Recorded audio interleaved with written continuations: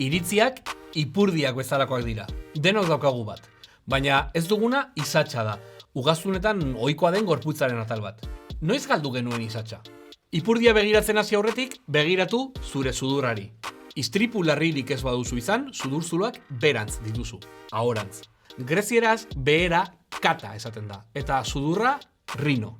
Katarrino hitza, esaten badizut, ematen du garrantzi gabeko gaixotasun bat. Baina gu, orangutanak eta makakoak, katarrinoak gara. Sudurzuloak berantz ditugun primateak.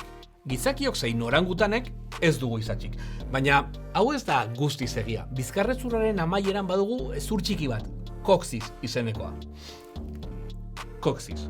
Uzkorno, ipur konkor, ipur txuntxur. Izatzetik geratzen zaiguna. Izatz falta hau hain da nabarmena ezaugarri hori proposatu dela bi taldeak sortzeko espeziazio iturri gisa. Hau da, gure arbaso talde batek, baina ez zerkopitekoena, izatza galdu zuela mutazio genetiko baten ondorioz. Eta horrek ekarri zuela bi talde finkatzea. Izatzdunak eta izatzgabeak.